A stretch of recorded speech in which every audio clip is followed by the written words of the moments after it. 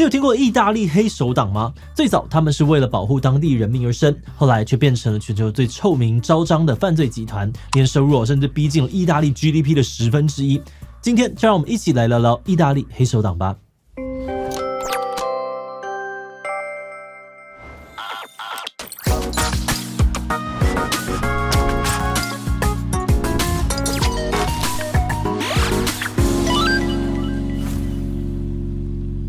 Hello， 大家好，我是志奇。最近，意大利政府火力全开，发动了40年来最大规模的扫黑行动，一口气抓了150名的黑手党成员。同时，黑手党自己内部也因为人才荒在崩溃。有黑手党的老大抱怨说，现在的新成员根本不行哦，动不动呢就把组织供出去，甚至连贩毒的规模都小得可怜。以前他们要做就是整船运，现在这群新成员呢，居然卖个小包装的大麻就心满意足。那这也让很多人很好奇哦。过去这个恶名昭彰的黑手党呢，就像地下政府一样，掌控意大利南部的经济还有政治，就连对抗黑手党的法官呢，都被他们当街炸死。现在这个超过150年历史的黑帮组织，真的快要撑不下去了吗？那到底黑手党是怎么出现的？对于意大利带来哪些影响？他们真的会消失吗？今天就让我们一起来讨论看看吧。不过在开始今天讨论之前，先让我们进行一段工商服务时间。人类史上最大的 AI 计划星际之门真的要开工了。今年初，美国宣布要联合多家的科技大厂推出名为星际之门计划的超级 AI 工程。这个计划为什么那么的重要？因为 AI 需要海量的运算能力才能够变得更强大。这个计划将投入5000亿美元打造超级 AI 基础设施，从数据中心到电力网，目标呢是推动更强大的 AI 用在医疗、国防与科研等等的关键领域。这场 AI 军备竞赛呢，不只是美国参战哦，中国、法国、韩国也纷纷宣布自己的版本。全球 AI 算力军备竞赛全面开打。而在这场比拼背后，关键之一呢是高效能、低功耗的运算架构，而这正是 ARM 长期深耕的领域。不管是边缘装置、智慧手机，还是超大规模的云端资料中心 ，ARM 的技术已经成为了全球 AI 生态系不可或缺的力量。想要抢先掌握全球 AI 发展的脉动啊，现在就是你的最佳时机。参与星际之门的 ARM 即将于 Computex 期间，由执行长 Rene Haas 亲临台北发表重量级主题演讲。ARM 技术已经应用在全球99% 的智慧型手机与主流云端服务上，预计2025年底将有超过1000亿台 ARM 装置具备 AI 运算能力。ARM 执行长将于演讲当中揭示 AI 云端与汽车领域的最新趋势，并分享 ARM 如何协助产业提升 AI 效能，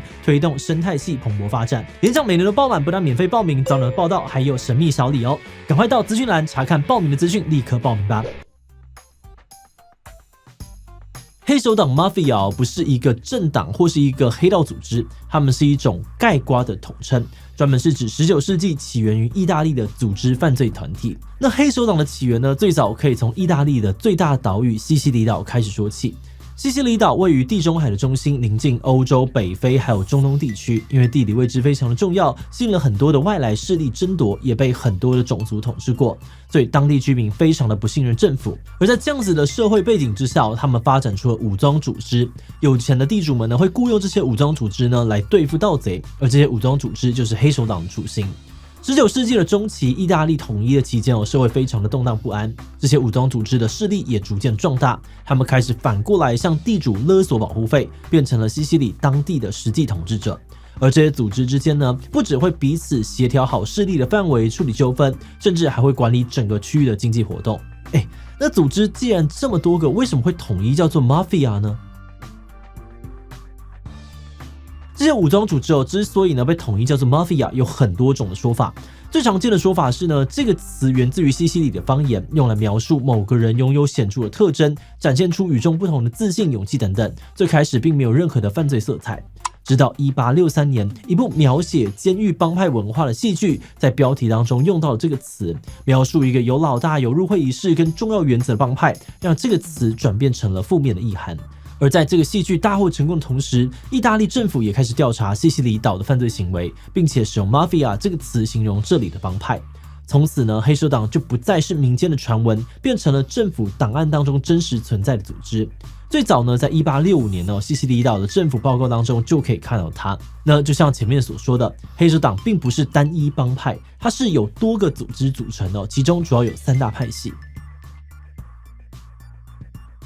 首先呢，是历史最悠久的自家事务，他们是最古老、最具影响力的黑帮组织，起源于西西里地区。因为电影《教父》把他们的帮派规矩以及运作模式完整的呈现在全球的观众眼前，所以非常有名。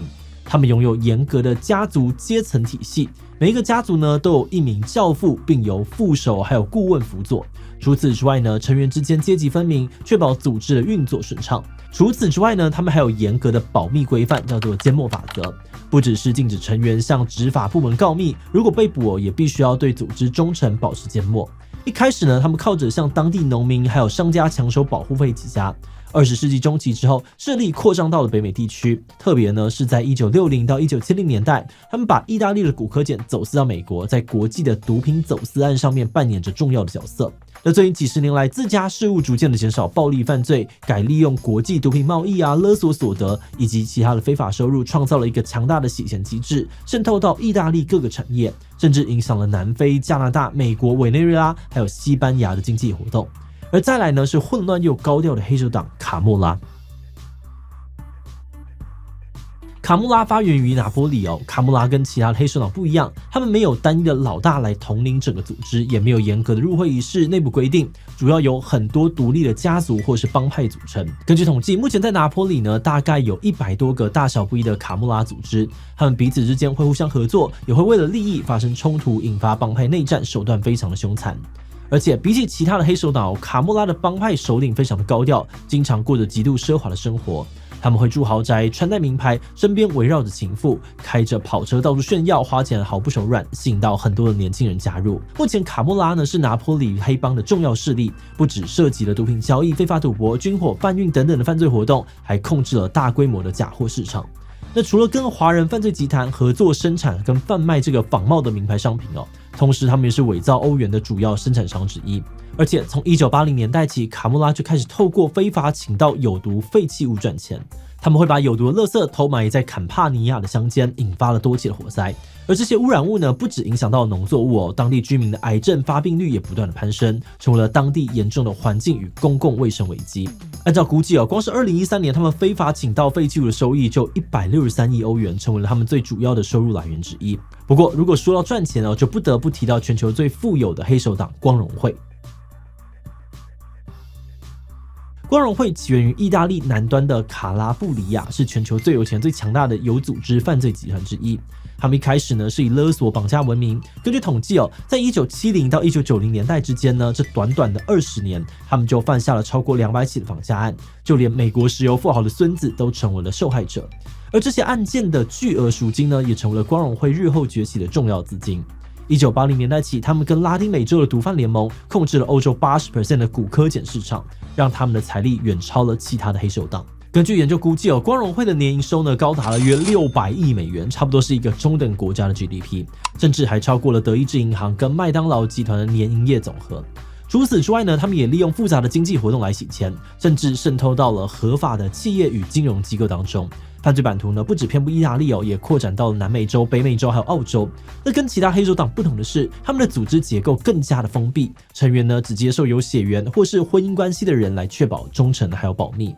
近年来在数千名意大利有组织犯罪证人当中呢，只有 15% 是光荣会被认为呢是目前最难以渗透跟瓦解的黑帮组织。而这些恶名昭彰的黑手党呢，对于意大利的经济、政治、社会都造成了巨大的影响。首先是经济层面，黑手党呢就像一只看不见的章鱼，把触手伸进了各行各业。他们不只向商家收保护费，还渗透政府机构，从公共工程捞好处，甚至跨国走私毒品赚暴利，最后呢再透过合法企业把黑钱洗白。根据统计，意大利的组织犯罪集团呢年收入相当于是 GDP 的7到9%，也就是说呢，意大利有将近1成的经济活动都跟黑手党有关。甚至2009年的一份报告还指出，全意大利超过600个市镇，1300万人，也就是超过2成的意大利人口呢，都笼罩在黑手党的阴影之下。而再来是政治层面，黑手党的影响呢也非常的惊人在20世纪的意大利南部呢，黑手党几乎掌控了地方选举，他们会透过恐吓或是买票，把自己人送上公职。那这些官员上任之后呢，就开始回报黑手党，比方说提供内部的消息，制定对于黑帮有利的政策等等。在意大利的历史上面呢，有不少的地方官员、国会议员，甚至呢是警界高层都被揭发跟黑手党有关。最后在社会层面上，黑手党长期用私刑维持地方秩序，导致不少民众对于政府失去信任，甚至对于黑手党产生依赖。举例来说呢，当邻里发生纠纷，很多人宁愿找黑手党来处理，也不相信法院还有警方。但同时黑手党的存在也让意大利南方长期陷入了贫困与动荡，居民生活在恐惧之中有很多年轻人因为没有其他的机会，就只能够加入黑帮，形成无法打破的恶性循环。黑手党这么嚣张，难道意大利政府都没有办法吗？我们刚刚有提到，早在1865年，黑手党就已经出现在政府的官方文件里面，但当时政府并没有大规模的扫荡黑手党。一直到1925年，法西斯独裁者墨索里尼看不下去了，他觉得这群黑手党根本是在挑战政府的权威，所以就派出了警官莫里，发誓要把黑手党彻底的铲除。短短的4年之内呢，莫里就逮捕了11000人，甚至还逼了很多的黑手党成员逃到了美国避难。那虽然这波镇压让很多的无辜百姓都受到了波及，但的确让黑手党销声匿迹了一段时间。那到了二战时期呢，有传闻说美英盟军呢与意大利的黑手党合作，借助他们的势力顺利的攻占西西里岛。那不管这个传闻到底是真是假，可以确定的是，当美英盟军控制西西里之后，有很多关押在监狱的黑手党成员获得了释放，黑手党也因此死灰复燃。那到了1980年代，黑手党呢已经渗透到了意大利的经济跟政治，暴力事件也不断的发生。那当时意大利政府发现事态严重嘛，就决定呢找来这个检察官跟法官，成立这个反黑手党部门，专门对付这些犯罪组织。而其中呢，法官法尔科内更是突破性的说服自家事务的前教父，打破缄默法则，向政府提供黑手党的情报，这让意大利政府呢终于掌握了足够的证据，把过去难以定罪的黑手党高层一个个送进监狱。但黑手党的报复也随之而来。1992年呢，不到2个月内黑手党就连续策划了2起震惊全球的汽车炸弹案，包含了法尔科内在内的2名法官以及他们的家人还有保镖，总共11人当街被暗杀。这2场悲剧呢，让整个意大利彻底的愤怒，有上万名的民众参加丧礼，高喊黑手党滚出我们的国家。而这也成为了意大利政府彻底痛下决心的转捩点。他们加强反黑法案，动员警察还有军队，全面的扫荡黑手党据点，并且推动了更严厉的监禁措施以及财产没收法案，大幅的削弱了黑手党的势力。2023年的11月，意大利针对光荣会展开了历史性的审判，超过230名的成员被判有罪，其中呢还包含了前议员在内。这场审判被认为是数十年意大利对于黑手党最严厉的打击之一。而2025年2月，意大利警方呢更在西西里岛发动了40年来最大规模的扫黑行动，一口气逮捕了约150名的黑手党成员。那就在政府强力扫荡黑手党的同时，黑手党内部也遇到了招募人才的问题。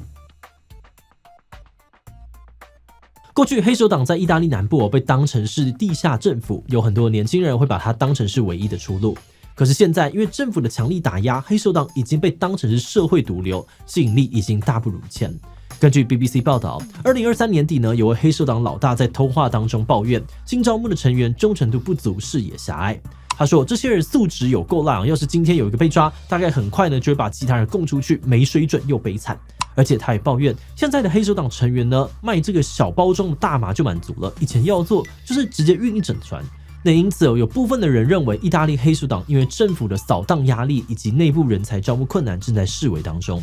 但也有检察官警告，黑手党仍是一股不可忽视的力量。随着科技的发展呢，他们逐渐从传统的暴力犯罪转向白领犯罪，像是投资不动产企业并购以及跨国金融诈骗洗钱等等。而且意大利检警调查更发现，不只是自家事务跟光荣会呢开始结盟，就连呢已经被关在这个狱中的黑手党老大，都可以运用加密通讯遥控组织犯罪，甚至还能够用手机远端观看犯罪过程直播。以上种种的迹象呢，显示出黑手党虽然在传统犯罪领域当中受到了重创，但他们正在适应新的环境，转向更隐秘、更难以追踪的犯罪模式，让执法的单位更加的难以对付。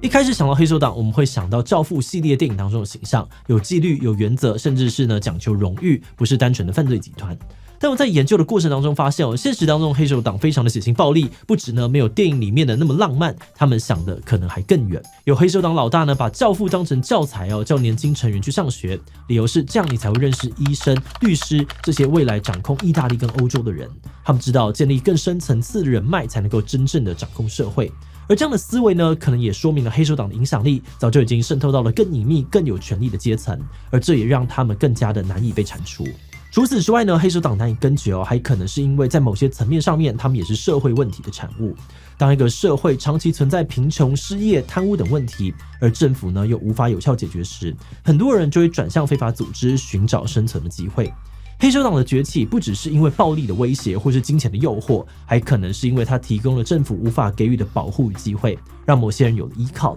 所以我们觉得呢，要根绝黑手党只靠警察大规模的扫荡可能还是不够，需要想办法降低社会对于非法经济的依赖，比如改善这个社会治安，创造更多的工作机会，让人们不必靠黑手党生存，或是提升司法公信力，让大家相信法律真的能够保护他们等等。那当然，我们现在说的简单实际上做起来却非常的困难，而这或许也是黑手党一直难以被彻底铲除的原因吧。那最后呢，我们想来问大家，你觉得黑手党有可能完全消失吗？ A 会有政府持续的打击，终究会消灭黑手党 ；B 不会有黑手党呢，只转型换个形式继续的存在。C 很难说，这取决于社会经济发展与政府的手段。第其他留言分享你的想法吧。最后，如果你喜欢今天的影片，欢迎分享出去，让更多人知道意大利黑手党。此外呢，也可以点击这个地方看看日本山口组以及台湾的黑金政治。那么今天的这一期就到这边告一段落，我们就明晚再见喽。